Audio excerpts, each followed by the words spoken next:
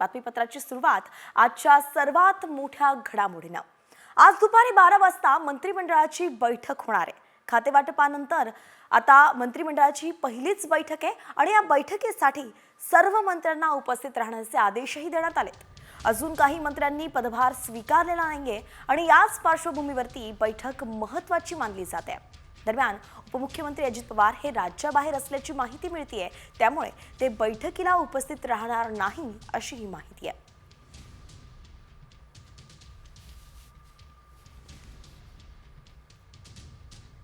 आज दुपारी 12 वाजता मंत्रिमंडळाची बैठक होणार आहे। खातेवाटपानंतर आता मंत्रिमंडळाची पहिलीच बैठक आहे आणि या बैठकीसाठी सर्व मंत्र्यांना उपस्थित राहण्याचे आदेशही देण्यात आलेत।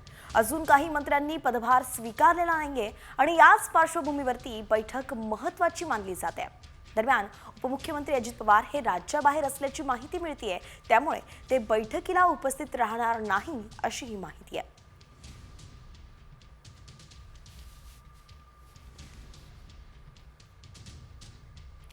तर या बैठकीमध्ये नेमकं काय होतं याकडे आपलं लक्ष राहणारच आहे। तुर्तास राज्यभरातील इतरही बातम्यांचा वेगवान आढावा घेऊया न्यूज पॉइंट 20च्या माध्यमातून। वाल्मिक कराड हा 11 दिवस कुठे होता याची माहिती सीआयडीच्या तपासात समोर आली आहे। वाल्मिक कराड हा सुरुवातीला उज्जैनला गेला, त्यानंतर तो गोव्यामध्ये गेला होता आणि गोव्यातून तो पुण्यात आला आणि पुण्यात त्याने सरेंडर केलं। वाल्मिक आणि इतर आरोपींचे राज्यातल्या वेगवेगळ्या शहरांमध्ये बँक अकाउंट आणि मालमत्ता असल्याचंही चौकशीमध्ये समोर आलं।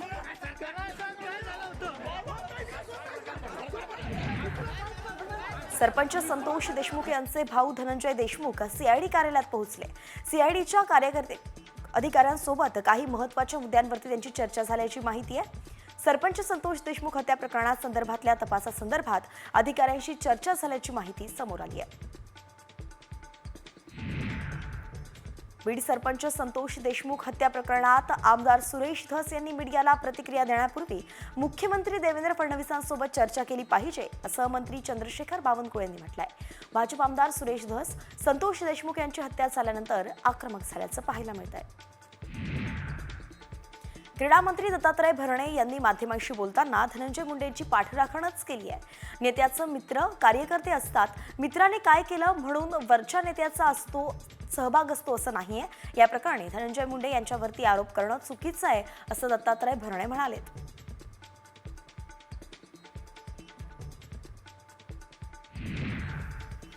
धनंजय मुंडेंनी राजीनामा देण्याची आवश्यकता नसल्याचं मंत्री हसन मुश्रीफ यांनी म्हटलंय।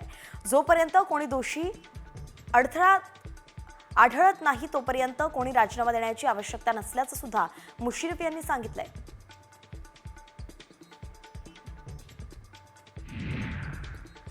गडचिरोलीतील ज्या भागात माओवाद्यांचं मोठ्या प्रमाणात वर्चस्व होतं, आता तिथे आपलं वर्चस्व तयार झाल्याचं मुख्यमंत्री देवेंद्र फडणवीस म्हणाले। तर 12 गावांनी ठराव करून माओवाद्यांना रेशन पाणी नाकारलंय, त्यामुळे एक नवीन पहाट गडचिरोली जिल्ह्यात तयार झाल्याचंही फडणवीस म्हणाले।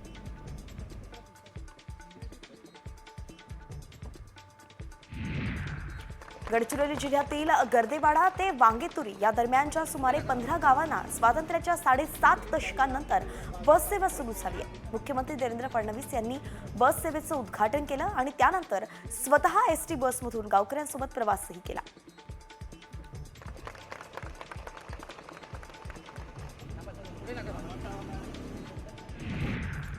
मनोज जरांगे पाटील यांनी मराठा आरक्षणाच्या लढाईसाठी एल्गार पुकारलाय। 25 जानेवारीपासून अंतरवाली सराटी इथे आमरण उपोषण करण्याची घोषणा त्यांनी केली आहे आणि राज्यभरातील मराठा समाजानं एकत्र येऊन उपोषणाला पाठिंबा द्यावा असं आवाहन जरांगे पाटलांनी केलं।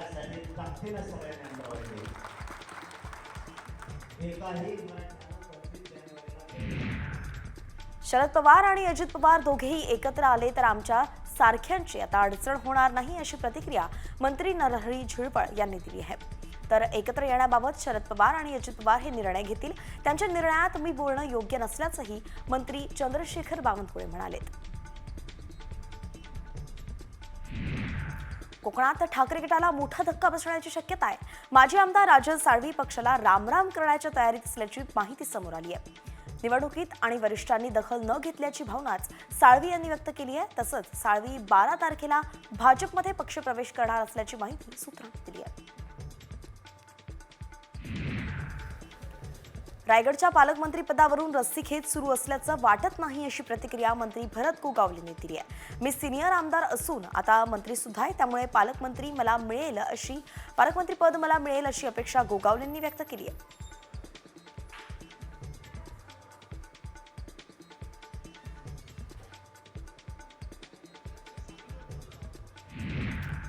मंत्री दत्तात्रय भरणे यांनी पुणे जिल्ह्याच्या पालकमंत्री पदाबाबत मोठं भाष्य केलंय. कुणी काहीही म्हणू द्या, पण पुण्याचे पालकमंत्री फक्त अजित पवार हेच होतील असं दत्तात्रय भरणे म्हणालेत. काही दिवसांपूर्वीच पुण्याच्या पालकमंत्री पदाबाबत मंत्री चंद्रकांत पाटील यांनी सुद्धा सूचक भाष्य केलं होतं.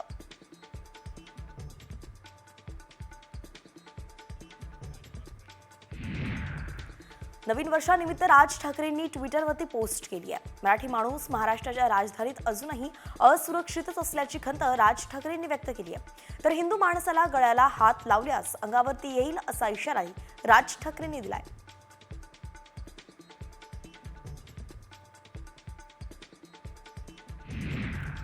स्थानिक स्वराज्य संस्थांच्या निवडणुकांकडे संपूर्ण राज्याचं लक्ष लागून आहे. सुप्रीम कोर्टामध्ये 22 जानेवारीला निवडणुकीबाबत सुनावणी होणार आहे आणि न्यायालयाच्या निकालावरती महापालिका निवडणुकांचं भवितव्य ठरणार आहे.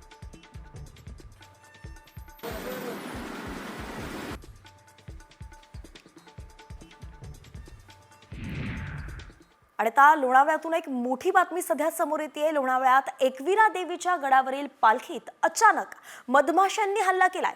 यामध्ये अनेक भाविक जखमी झालेत. जखमींमध्ये लहान मुलांचा सुद्धा समावेश आहे. एकविरा गडावरती फटाके फोडण्यास बंदी आहे, मात्र तरी सुद्धा काही हुल्लडबाज भाविकांनी कलर धुरांचे फटाके फोडले होते आणि त्यामुळेच बिथरलेल्या मधमाशांनी थेट भाविकांवरतीच हल्ला केला. हे दृश्य आपण सध्या पाहतोय. लोणावळ्यातील एकविरा देवीच्या गडावरती हा हल्ला झालाय. मधमाशांनी संपूर्ण भाविकांवरती हल्ला केला.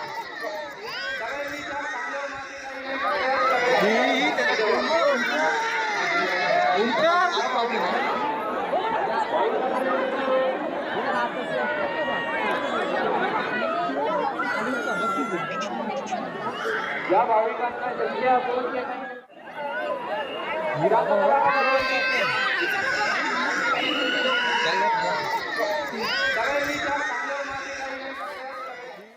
आणि यानंतर टॉप 50 कडे वळूयात. घेऊयात उर्वरित बातम्यांचा वेगवान आढावा. विधान परिषदेचे सभापती राम शिंदे यांनी नवीन वर्षाच्या पहिल्याच दिवशी अखंड महाराष्ट्राचं कुलदैवत असलेल्या खंडेरायाचं सहकुटुंब दर्शन घेतलंय. यावेळी येळकोट येळकोट जय मल्हार म्हणत राम शिंदेंनी भंडारा खोबऱ्याची उधळण केली.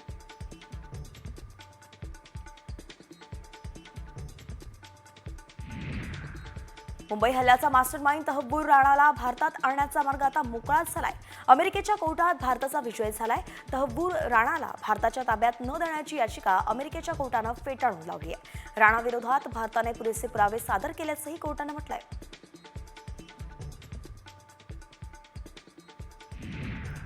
छत्रपती संभाजीनगरमध्ये 21 कोटींच्या क्रीडा घोटाळ्यात राजकीय नेत्याचा तर सहभाग नाही ना अशी चर्चा सुरू झाली आहे. एका नेत्यानं घोटाळ्यातल्या मुख्य आरोपी हर्षकुमारची तक्रार फाईल केली आहे.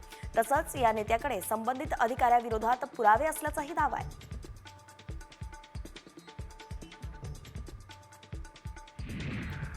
छत्रपती संभाजीनगरच्या 21 कोटी रुपयांच्या क्रीडा घोटाळ्यातील मास्टरमाइंड हर्षकुमार क्षीरसागरला दिल्लीतून अटक करण्यात आली आहे. क्रीडा उपसंचालक कार्यालयात कंत्राटी लिपिक असलेल्या हर्षनं स्वतःच्या मौजमजेसाठी तब्बल 7 कोटी रुपये उडवले असल्याचं तपासात समोर आलं. कल्याण अल्पवयीन मुलीवरती लैंगिक अत्याचार आणि हत्या प्रकरणात विशाल गवळीला गुरुवारी कोर्टात हजर करण्यात येणार आहे आणि दरम्यान पीडित मुलीच्या वडिलांनी आरोपी विशाल गवळीला फाशीची शिक्षा द्या, यात कुणीही राजकारण आणू नये अशी आर्तहाक पीडित मुलीच्या वडिलांनी दिली आहे. एसटीत जागा नसल्याच्या कारणावरून प्रवासी आणि कंडक्टरमध्ये वाद झाला आणि या वादातून प्रवाशांनी कंडक्टरला जबर मारहाण केल्याची घटना मनमाडच्या एसटी बस स्थानकावरती घडली आहे. मारहाणीची घटना सीसीटीव्हीमध्ये कैद झाली आहे. दरम्यान 5 प्रवाशांच्या विरोधात गुन्हाही दाखल झालाय. लातूरच्या निलंगा शहरात कोयता गँगची दहशत पाहायला मिळाली आहे. मध्यरात्री शहरातल्या अनेक भागांत हातात कोयता घेऊन 5 ते 6 कारच्या काचा फोडल्या गेल्या, त्यामुळे नागरिकांमध्ये भीतीचं वातावरण आहे आणि म्हणूनच या कोयता गँगवरती कारवाई करण्याची मागणी नागरिकांनी केली आहे.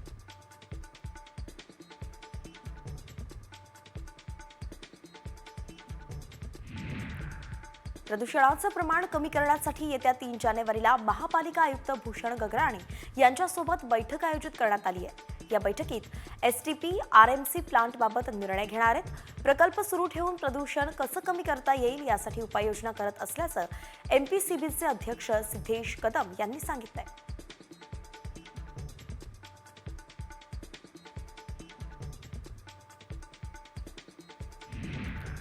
राज्यात 31 डिसेंबर अखेर 190 साखर कारखान्यांतून 29,01,520 टन साखरेचं उत्पादन झालंय. कोल्हापूर विभागाचा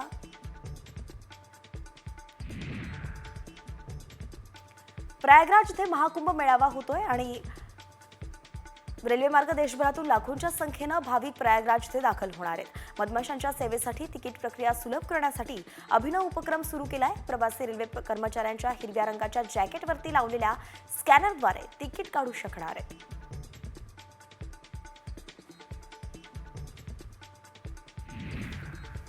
मंत्रालयाच्या सुरक्षेत वाढ करण्यात आली आहे. मंत्रालयात होणाऱ्या आंदोलनाच्या पार्श्वभूमीवरती प्रवेशद्वारावरती मशीन लावण्यात आल्या आहेत. या मशीन्समध्ये मंत्रालयात प्रवेश करणाऱ्या नागरिकांची माहिती ठेवली जाईल.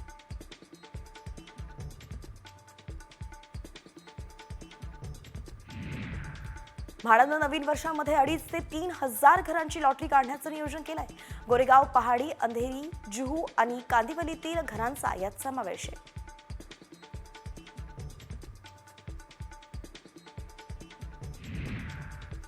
सोयाबीन दरातील वाढ आणि केंद्र सरकारनं 20% आयात शुल्क आकारल्यामुळे खाद्यतेलाच्या दरात वाढ झाली आहे. त्यामुळेच खाद्यतेल हे 30% महागलंय.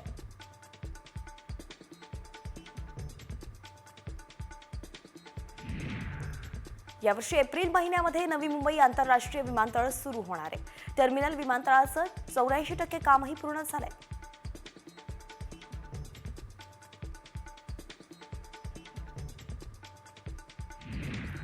मुंबईतील मेट्रो 3चा दुसरा टप्पा नव्या वर्षात सुरू होणार आहे. मे महिन्यात मेट्रो मार्गिकेचं काम पूर्ण होण्याची शक्यता आहे.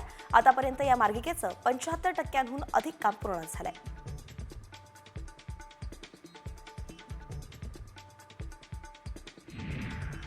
नवी मुंबईतील वाहनधारकांना नव्या वर्षाचं गिफ्ट मिळणार आहे. नव्या वाशी खाडी पूल फेब्रुवारी महिन्यातील वाहतुकीसाठी आता खुल्या होण्याची शक्यता आहे.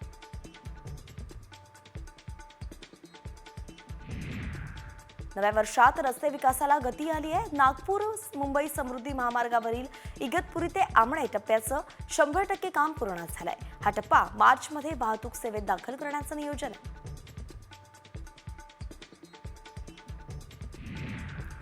एअर इंडियाच्या देशांतर्गत विमान प्रवासांमध्ये आता वायफाय सुविधाही मिळणार आहे.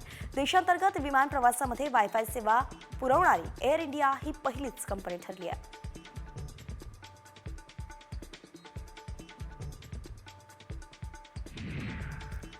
भारतीय महिलांमध्ये सोन्याची आणि दागिन्यांची मोठी क्रेज आहे, असं जागतिक सुवर्ण परिषदेच्या अहवालातून समोर आलंय. भारतीय महिलांकडे एकूण 24,000 टन सोनं असल्याचं या अहवालातून समोर आलंय.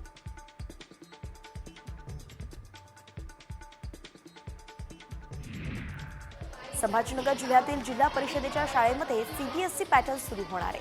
ज्या शाळांमधून मागणी होईल त्याच ठिकाणी पहिलीचा वर्ग हा CBSE पॅटर्ननुसार सुरू केला जाणार असल्याची माहिती शिक्षण विभागाने दिली आहे.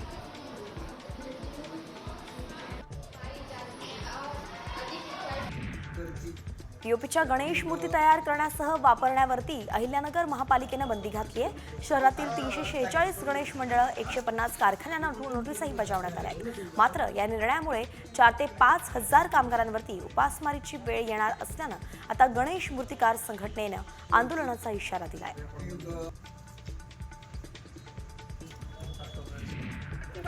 बुलढाण्यात संभाजी ब्रिगेडसह शेतकऱ्यांनी रस्त्यावरती उतरत सरकारविरोधात घोषणाबाजी केली आहे. विविध मागण्या आणि कर्जमाफीसाठी ठेचा भाकर खाऊन जिल्हाधिकारी कार्यालयासमोर हे आंदोलन केलं.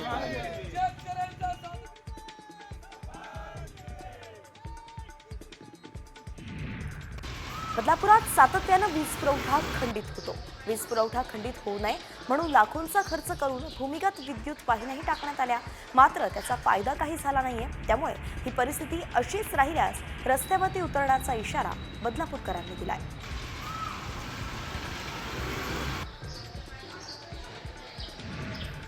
नवीन वर्षाच्या सुरुवातीलाच शिर्डीच्या साईबाबांना 13,30,000चा सुवर्णहार दान केलाय. या हारावरती आकर्षक नक्षीकाम केलंय. साई संस्थानाकडून दानशूर साई भक्तांचा सत्कारही करण्यात आला.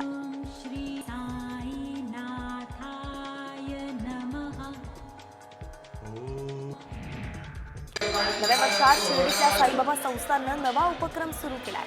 आता सामान्य दर्शन रांगेतून येणाऱ्या पहिल्या 2 भाविकांना VIP आरतीचा मान मिळणार आहे. दिवसभरातील मध्यान्ह आरती, धूप आरती आणि रात्रीच्या शेजारील भाविकांना आरती करण्याची संधी देण्याचा निर्णय घेण्यात आलाय. या वर्षभरात तुळजाभवानीचं मंदिर मंगळवार, शुक्रवार, रविवारी आणि पौर्णिमेच्या दिवशी 22 तास खुलं राहणार आहे. देवीचं चरणतीर्थ मध्यरात्री 1 वाजता होणार आहे. विविध सण उत्सव काळात होणारी ही गर्दी लक्षात घेताच मंदिर संस्थानकडून हा महत्त्वाचा निर्णय घेण्यात आलाय.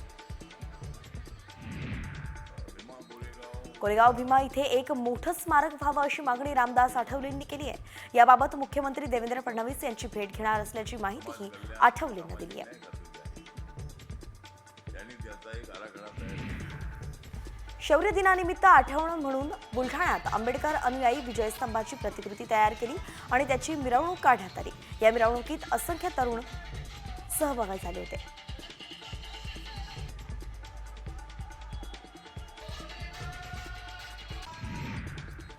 भारताचा माजी कर्णधार धोनीनं आंतरराष्ट्रीय क्रिकेटमधून 4 वर्षांपूर्वी निवृत्ती घेतली आणि या निर्णयासंदर्भात धोनीनं प्रथमच वक्तव्य केलंय. मला आंतरराष्ट्रीय क्रिकेटची आठवण येत नाही. सर्व गोष्टींचा विचार करूनच हा निर्णय घेतलाय. या वेळात मी माझ्या आवडीच्या गोष्टी करतो असं धोनी म्हणाला.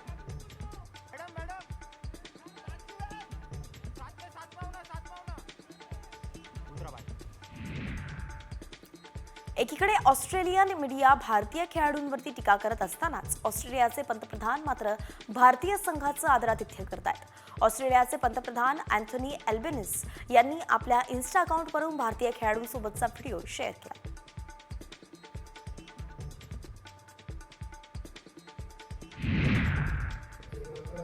राज्यात केळी दरात सतत चढउतार होतीये. बाजारातील केळीची आवकही कमीच आहे आणि त्यातच थंडीचा काळ असताना केळी बागांवरती परिणाम दिसतोय. राज्यात केळीला सध्या 1,200 ते 1,900 रुपये प्रति क्विंटलचा दर मिळतोय.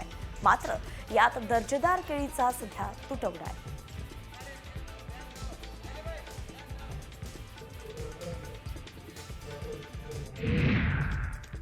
देशातील रब्बीची पेरणी अंतिम टप्प्यात आली आहे. आतापर्यंत देशात हरभऱ्याची जवळपास 94 लाख हेक्टरवरती पेरणी झाली आहे. हरभऱ्याची पेरणी गेल्या वर्षीपेक्षा 1% आघाडीवर नाहीये आणि त्यामुळेच यंदा हरभरा उत्पादनात मोठ्या वाढीची शक्यता धुसर असल्याची चर्चा बाजारात सुरू आहे.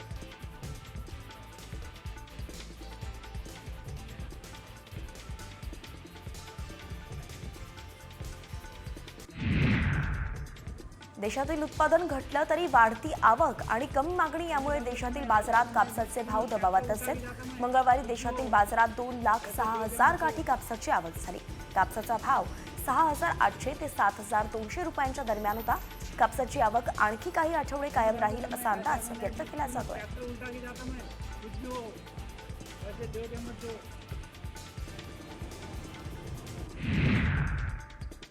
नव्या तुरीची देशातील काही बाजारात आवक सुरू झाली आहे. देशातील बाजारात सध्या तुरीला 7,500 ते 8,000 रुपयांच्या घरात भाव मिळतोय. तुरीला उठाव चांगला आहे तर बाजारातील सध्याची आवक कमीच आहे. पुढील काही आठवड्यानंतर तुरीची आवक वाढण्याचा अंदाजही व्यापारी व्यक्त करतात.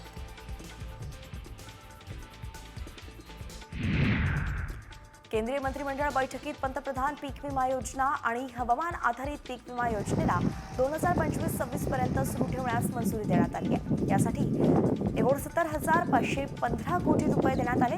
केंद्रानं नव्या वर्षाच्या सुरुवातीला मोठं गिफ्ट जाहीर केलं.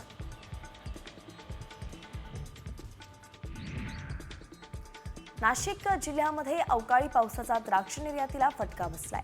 गेल्या हंगामाच्या तुलनेमध्ये यंदा 138 कंटेनरची द्राक्ष निर्यात कमी झाली आहे.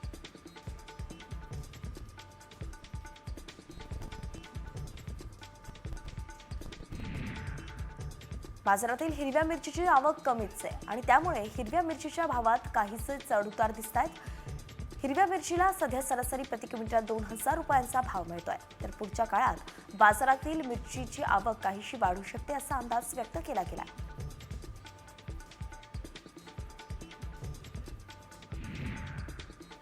केंद्र सरकारनं नाफेडमार्फत मूग उडीद खरेदी नोंदणीसाठी मुदतवाढ दिली आहे। त्यामुळे धुळे आणि नंदुरबार जिल्ह्यात नाफेडच्या वतीनं खरेदी करण्यात येणार असून आता नोंदणीही सुरू झाली आहे। शेतकऱ्यांना जास्तीत जास्त नोंदणी करण्याचं आवाहन जिल्हा पणन अधिकाऱ्यांनी केलं आहे।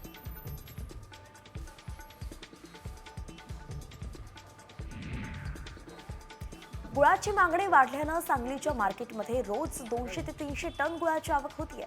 सध्या साखरेपेक्षा गुळाला अधिक मागणी असून संपूर्ण देशभरात सांगलीतून गुळाचा पुरवठा होतोय। मार्केटमध्ये गुळाची 1 ते 1.5 कोटी रुपयांची उलाढाल होतीये।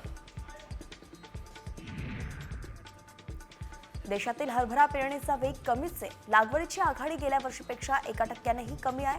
1% कमी आहे। आतापर्यंत देशात जवळपास 94 लाख हेक्टरवरती पेरणी झाली आहे आणि यंदा हरभरा उत्पादनात मोठ्या वाढीची शक्यता धुसर असल्याचीच माहिती दिली गेली आहे।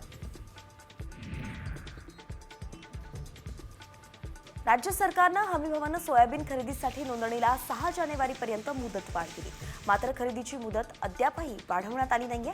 राज्यात 14 लाख टन खरेदीचं उद्दिष्ट असताना केवळ 3%नीच खरेदी झाली आहे।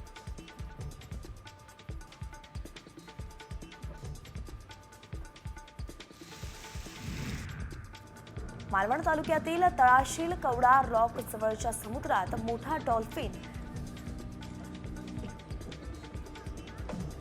मृत पिल्लाला पाण्यात नेत जिवंत करण्याचा प्रयत्न करत होता। कवडा रॉक नजीकच्या समुद्रात समुद्र सफारी करत असताना हे दृश्य पर्यटकांनी आपल्या मोबाईलमध्ये कॅमेऱ्यात कैद केलं। या प्रकारातून डॉल्फिन माशांमध्ये एकमेकांप्रती असलेलं प्रेमही दिसतंय।